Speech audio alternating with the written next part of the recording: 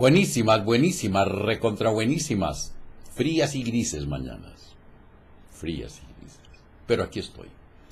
Mi Cristo interior, salve y bendice a tu Cristo interior, tú que vas a conectarte hoy, mañana, cualquier día.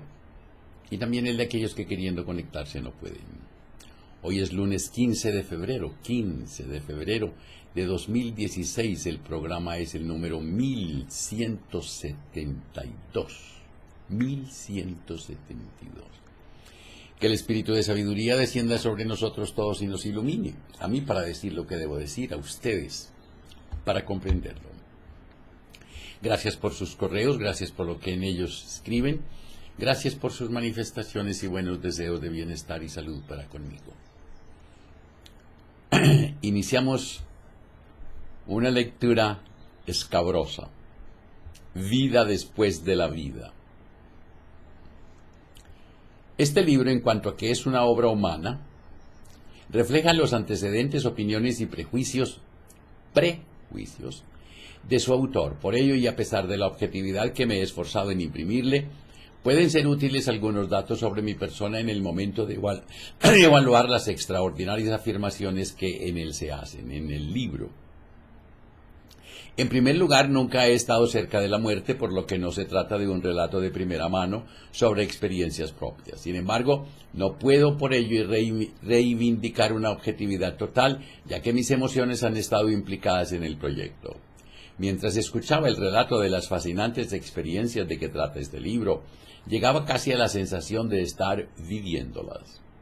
Espero que tal actitud no haya comprometido la realización y equilibrio de mi aproximación al tema. En segundo lugar, el que escribe no está ampliamente familiarizado con la abundante literatura sobre hechos paranormales y ocultos. No lo digo por menospreciarla, pues estoy convencido de que un mejor conocimiento de ella hubiera ampliado mi comprensión de los hechos estudiados. De hecho, tengo la intención de analizar más profundamente algunos de estos libros para comprobar hasta qué punto las investigaciones de otros son confirmadas por las mías. Mi educación religiosa merece algún comentario. Mi familia acudía a la iglesia presbiteriana, pero mis padres nunca intentaron imponer sus creencias o conceptos religiosos a sus hijos. Conforme iba creciendo, se limitaron a estimular cualquier interés que desarrollara por mí mismo, facilitándome oportunidades para ello. En consecuencia, tuve una religión compuesta no por una serie de doctrinas fijas, sino por cuestiones, enseñanzas y doctrinas religiosas y espirituales. Creo que todas las religiones humanas tienen muchas verdades que comunicamos y que ninguno de nosotros posee todas las respuestas a las verdades profundas y fundamentales con que trata la religión. Por lo que se refiere a mi adscripción a una organización particular, soy miembro de la Iglesia Metodista. Permítaseme decir desde el principio que por motivos que explicaré más tarde, no estoy intentando demostrar que exista vida después de la muerte. Ni siquiera pienso que una prueba de este tipo sea posible hoy en día. Se debe en parte a esto que haya evitado el uso de nombres reales y disfrazado algunos de los detalles que podrían servir de identificación, aunque dejando siempre sin cambiar el contenido. Ha sido necesario para proteger la vida privada de los individuos implicados y en muchos casos para obtener el permiso de publicación de las historias que me relataron. A muchos las afirmaciones que se hacen en este libro les parecerán increíbles y su primera reacción será un rechazo. De nada puedo culparlos, pues esa hubiera sido precisamente mi reacción hace tan solo unos cuantos años. No pido que nadie acepte y crea los contenidos de este libro basándose solo en mi autoridad. Por el contrario, como lógico que rechaza la aproximación a unas creencias basándose en ilícitas apelaciones a una autoridad, pido expresamente que nadie lo haga así. Solo deseo que cualquiera que no crea en lo que lee indague un poco por sí mismo. Es lo que yo he hecho durante algún tiempo. De los que lo han aceptado, ha habido muchos que, escépticos al principio, han llegado a compartir mi asombro ante estos acontecimientos. No dudo, además, que muchos se sentirán aliviados al leerlo, pues descubrirán que no han sido únicos en haber tenido tal experiencia. El fenómeno de la muerte. ¿Qué es la muerte? La humanidad ha venido haciéndose esa pregunta desde el principio de los tiempos. En los últimos años he tenido la oportunidad de plantearla ante gran número de auditores, desde mis alumnos de psicología, filosofía y sociología, hasta los que me han escuchado en organizaciones religiosas, en mis debates en la televisión, o los que han hecho en clubes cívicos y en las sociedades profesionales de médicos. Por la experiencia que he obtenido en estos años de exposición, puedo decir que el tema excita poderosos sentimientos en individuos emocionalmente diferentes y de muchas clases sociales. A pesar del interés, sigue siendo cierto que a muchos de nosotros no nos es muy difícil hablar de la muerte, y ello principalmente por dos razones. Una de ellas es de carácter psicológico y cultural, es un tema tabú. Tenemos la sensación, quizás solo subconscientemente, de que cualquier forma de contacto con la muerte, por muy indirecta que sea, nos enfrenta con la perspectiva de la nuestra. La hace más cercana y real. Por ejemplo, la mayor parte de los estudiantes de medicina, yo incluido, han descubierto que incluso el encuentro remoto con ella, que se produce en la primera visita a los laboratorios anatómicos, nada más entrar en una facultad de medicina, provoca fuertes sentimientos de inquietud. En mi caso, la razón de esa respuesta me parece ahora obvia. Con la perspectiva de los años pasados, me doy cuenta de que no me sentía implicado con las personas cuyos restos estaba viendo, aunque también había algo de eso. Asimismo, hablar de la muerte puede considerarse a nivel psicológico como otra forma de aproximación indirecta. Sin duda, mucha gente siente que hablar de ella equivale a evocarla mentalmente, a acercarla de tal forma que haya que enfrentarse a la inevitabilidad del propio fallecimiento. Por tanto, para ahorrarnos el trauma psicológico, decidimos evitar el tema siempre que no sea posible. La segunda razón de la dificultad de discutir la muerte es más complicada y se relaciona con la naturaleza del lenguaje. En su mayor parte, las palabras del lenguaje humano aluden a las cosas que hemos experimentado con nuestros sentidos físicos. Sin embargo, la muerte es algo que recae más allá de la experiencia consciente de la mayoría de nosotros, pues nunca hemos pasado por ella. Si hemos de hablar de ese tema, tendremos que evitar los tabúes sociales y los dilemas lingüísticos profundamente arraigados, derivados de nuestra inexperiencia. Lo que a menudo terminamos haciendo es utilizar analogías eufemísticas, comparándola con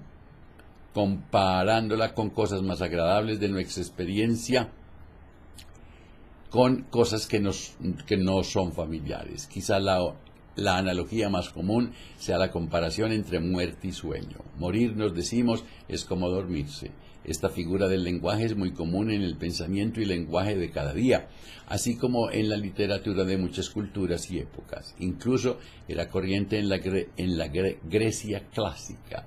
En la Ilíada, por ejemplo, Homero llama al sueño hermano de la muerte, y Platón, en su diálogo La Apología, pone las siguientes palabras en boca de Sócrates, su maestro, que acaba de ser sentenciado a muerte por un jurado ateniense. Si la muerte es solo dormirse sin sueños, debe ser un maravilloso premio.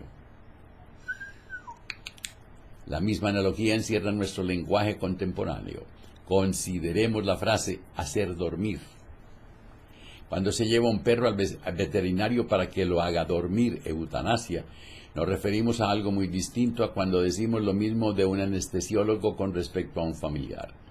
Otros prefieren una analogía diferente, aunque relacionada con algún modo.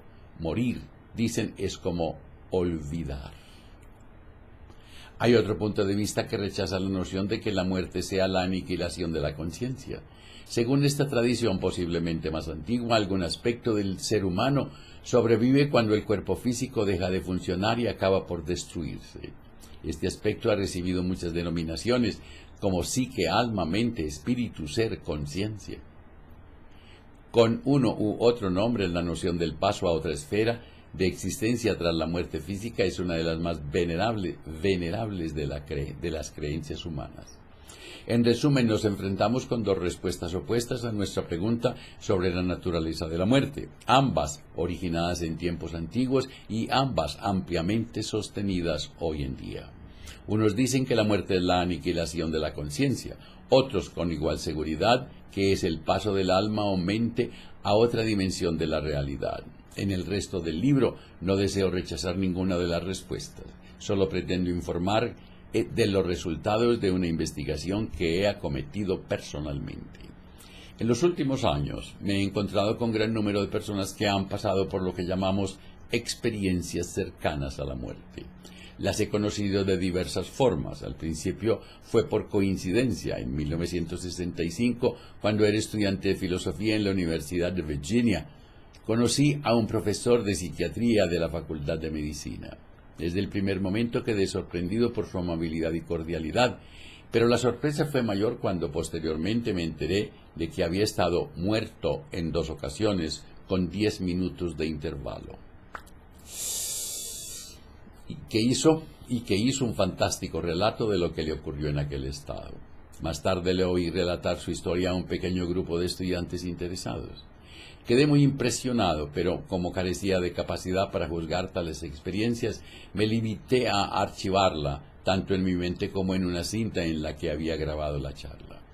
Unos años después, tras haber recibido el doctorado en filosofía, era profesor en una universidad del este de Carolina del Norte. En uno de los cursos, mis alumnos leían el Fedón de Platón, obra en la que la inmortalidad es una de las materias discutidas. En las clases había enfatizado las otras doctrinas presentadas por Platón en el libro, pasando por alto la discusión de la vida posterior a la muerte. Un día, al acabar la clase, un estudiante me detuvo para hablar conmigo. Me preguntó si podíamos discutir el tema de la inmortalidad. Le interesaba porque su abuela había muerto durante una operación y me contó una sorprendente experiencia. Le pedí que me hablara de ella y para mi sorpresa me relató casi la misma serie de acontecimientos que había oído al profesor de psiquiatría unos años antes. A partir de ese momento mi búsqueda de casos se hizo más activa y comencé a incluir lecturas sobre la supervivencia humana a la muerte biológica en mis cursos de filosofía. Decidí, sin embargo, no incluir en ellos las 2 experiencias que me fueron relatadas, adoptando la prudente actitud de esperar y ver. Pensaba que si esos informes eran muy comunes, llegaría a conocer más de ellos si introducía el tema general de la supervivencia en las discusiones filosóficas. Expresaba una actitud de simpatía ante la cuestión y esperaba. Quedé realmente sorprendido cuando descubrí que de cada clase de 30 alumnos, uno al menos venía a verme después de la lección y me contaba una experiencia personal cercana a la muerte. Lo que más me llamó la atención desde que se despertó mi interés fue la gran similitud de las historias, a pesar del hecho de haber sido vividas por gente de muy diversos antecedentes religiosos, sociales y culturales. En 1972 me matriculé en una facultad de medicina y conocía ya varias experiencias de este tipo. Comencé a hablar del estudio informal que estaba haciendo alguno de los médicos que conocí. Finalmente, un amigo me habló de dar una charla en una sociedad médica y otras conferencias públicas le siguieron. De nuevo, se repitió el hecho de que tras cada charla alguien venía a contarme una experiencia personal. Cuando fui más conocido por mi interés en el tema, los doctores comenzaron a ponerme en contacto con personas a las que había resucitado y que contaban experiencias inusuales. En estos momentos conozco unos 150 casos de este fenómeno. Las experiencias que he estudiado pertenecen a tres categorías distintas. Una, experiencias de personas que han resucitado después de que sus médicos los consideraron clínicamente muertos. Experiencias de personas que en el curso de accidentes o enfermedades graves han estado muy cerca a la muerte física.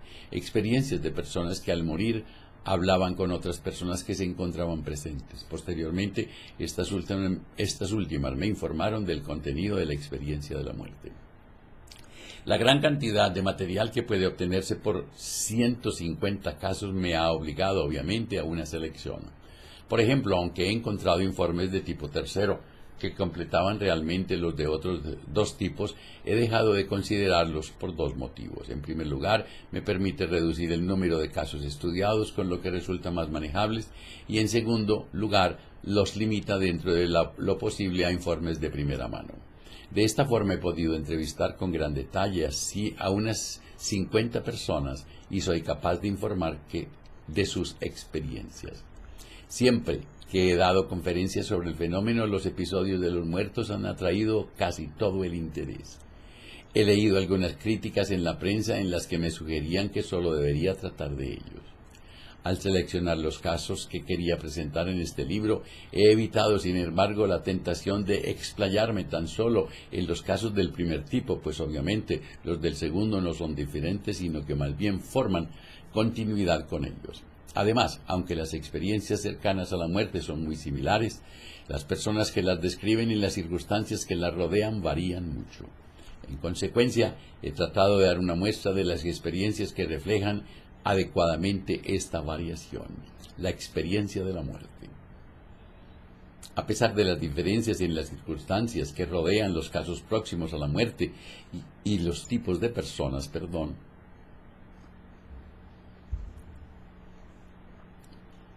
que los han sufrido, sigue en pie el hecho de que hay una notable similitud entre los relatos de las experiencias.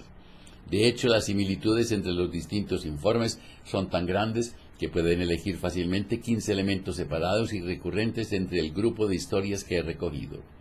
Sobre la base de esta semejanza, construiré una breve, teóricamente ideal o completa, que encierre todos los elementos comunes en el orden que se han producido. Lo relatas. Un hombre está muriendo y cuando llega al punto de mayor agotamiento o dolor físico, oye que su doctor lo declara muerto. Comienza a escuchar un ruido desagradable, un zumbido chillón y al mismo tiempo siente que se mueve rápidamente por un túnel largo y oscuro. A continuación, se encuentra de repente fuera de su cuerpo físico, pero todavía en el entorno inmediato, viendo su cuerpo desde fuera, como un espectador. Desde esa posición ventajosa observa un intento de resucitarlo y se encuentra en un estado de excitación nerviosa. Al rato se sosiega y se empieza a acostumbrar a su extraña condición. Se da cuenta de que sigue siendo un cuerpo, aunque es de diferente naturaleza y tiene dos poderes distintos a los cuerpos físicos que ha dejado atrás. Enseguida empieza a ocurrir algo. Otros vienen a recibirlo y a ayudarlo. Ve los espíritus de parientes y amigos que ya habían muerto y aparece ante él un espíritu amoroso y cordial que nunca antes había visto, un ser luminoso. Este ser, sin utilizar el lenguaje, le pide que evalúe su vida y le ayuda mostrándole una panorámica instantánea de los acontecimientos más importantes. En un determinado momento, se encuentra aproximándose a una especie de barrera o frontera que parece representar el límite entre la vida terrena y la otra. Descubre que debe regresar a la tierra, que el momento de su muerte no ha llegado todavía. Se resiste, pues, empezando a acostumbrarse a las experiencias de la otra vida y no quiere regresar. Está inundado de intensos sentimientos de alegría, amor y paz. A pesar de su actitud, se reúne con su cuerpo físico y vive.